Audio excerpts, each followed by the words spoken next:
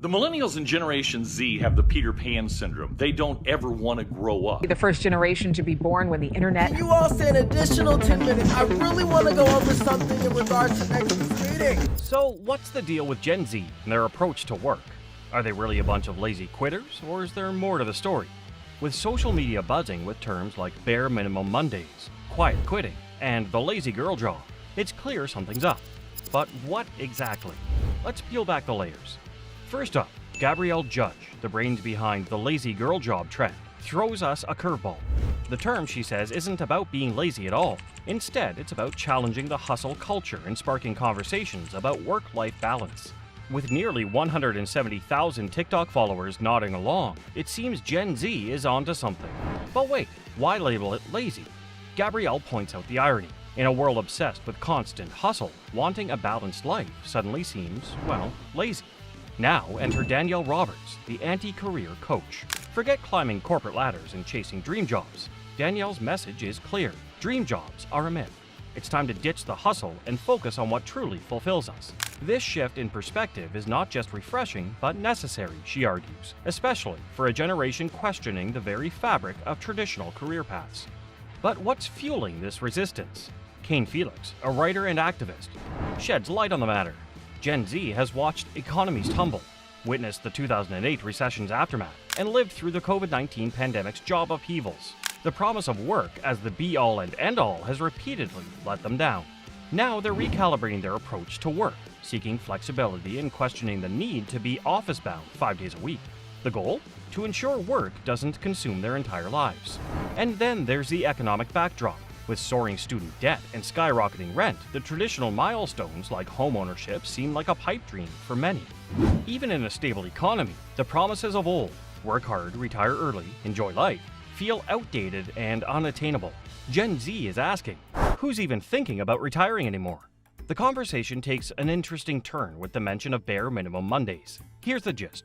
Imagine breaking free from a job that gave you the Sunday scaries, only to find self-employment brings its own set of challenges. No boss, sure, but also no escape from hustle culture. The result? Burnout, round 2. The real problem wasn't the job, it was the relentless push to always do more, to always be productive. Danielle Roberts hits the nail on the head when she says the hustle culture is out the window. Why? Because running ourselves ragged just doesn't make sense anymore. It's like, if you're not taking care of your mind and body, what are you even doing? When we start valuing our well-being, not only do we win, but so do our employers. Imagine that. Lower turnover, less money spent on healthcare. It's a win-win, folks. Now, Gabrielle Judges is all about decentering work from our lives, which, by the way, doesn't mean she's anti-work. Far from it. She's seen firsthand how tying our worth and happiness too closely to our jobs can lead us down a path of suffering. And let's be real, a job's a job. We can't control everything, can we? Gabrielle even puts her dog to work, so you know she's not against the grind. Her shift from a dream tech job to embracing what she calls a lazy girl job. It's not about climbing the corporate ladder, but finding balance and happiness outside the 9-to-5 grind. But here's the kicker. Did you know back in the 1930s, economist John Maynard Keynes predicted we'd be working just 15 hours a week by 2030, with the rest of our time dedicated to the arts, community, and leisure? And writer William Morris dreamed of a 2-hour workday filled with meaningful work. Over 66% of Gen Z are giving a big thumbs down to returning to the office full-time. And guess what? The 4-day workweek trials in the UK showed that productivity can stay the same or even improve with happier, more rested employees. Now, other countries like the US, Japan, New Zealand, and Iceland are giving it a go. And surprise, surprise, it's working. So, a 4-day workweek, huh? Can the world actually handle that? Well, Kane Felix thinks so. Remember when the pandemic hit and we all had to pivot overnight? The economy didn't crash and burn, we adapted and things kept moving. This goes to show flexibility in the workplace isn't just a pipe dream. It's doable, and it might just be what we need. But here's a twist. The conversation isn't just about crunching numbers or logging hours. It's about recognizing all types of work, including the stuff that doesn't come with a paycheck. We're talking about the chores at home, caring for kids, cooking, the kind of work traditionally seen as women's duties. This stuff is crucial, yet it's often overlooked and undervalued. The pandemic threw a spotlight on this, showing how essential these tasks are and how they keep the wheels of our society turning. Kane points out that a shorter work week is about giving everyone, regardless of gender, a fair shot at balancing work with life. Now, Gabrielle Judge has some thoughts on a 4-day work week too. She's all about ditching the traditional work model that's all about being busy for the sake of it. Her take? It's time to focus on what really matters, and guess what? AI might just be the key. She's not against AI taking over some tasks. In fact, she sees it as an opportunity to cut out the fluff and focus on what humans do best: thinking, strategizing, and creating. It's all about working smarter, not harder. Gen Z is not just aiming for shorter work weeks, but transforming work culture and how we view unions. It's all about making work fairer and more rewarding for everyone, blending old and new visions. First off, meet Joe Thompson, a trailblazer who didn't just stand by when things got tough. At 16, juggling 2 jobs and seeing no end to the grind, Joe decided enough was enough. The realization hit during the pandemic. Working for a giant like Starbucks without proper pay or healthcare just didn't cut it. Inspired by a wave of unionizing efforts in Buffalo, New York, Joe thought, why not me?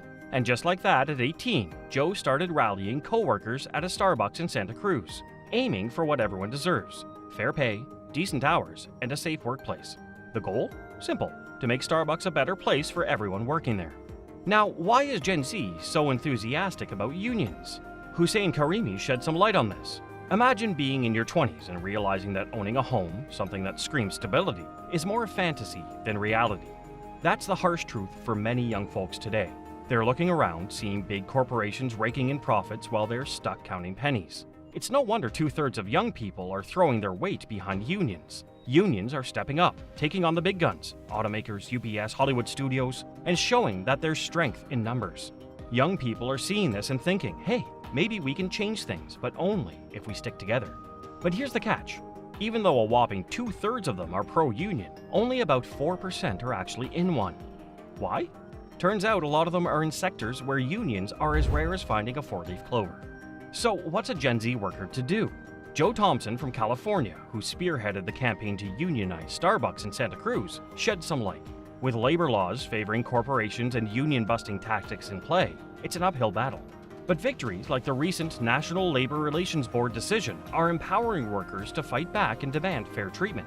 Now, let's talk about how race, gender, and identity play into all this. Hussein Karimi points out an interesting trend. Black workers and workers of color are more likely to be union members. Why? Because union contracts are pretty clear about nixing discrimination based on race, gender, and the like. It's a pathway to stability and fairness in industries where these workers are concentrated. Joe chimes in with a powerful example from Starbucks, where LGBTQ+ employees faced discrimination. They fought back with a strike, highlighting the need for inclusivity and proper healthcare, especially for trans members needing gender-affirming care. It's clear when workers unite, they're not just fighting for better pay, they're fighting for respect and equality. Looking ahead, both Joe and Hussein are optimistic about the future of labor activism, especially with Gen Z's energy and willingness to stand up for their rights.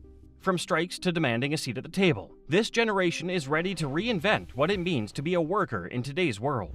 Gen Z is boldly questioning and reshaping the concept of work. It's clear that the drive for a more equitable, fulfilling, and balanced workplace is stronger than ever. With their innovative approach to labor, activism, and the quest for well-being, they're setting new norms.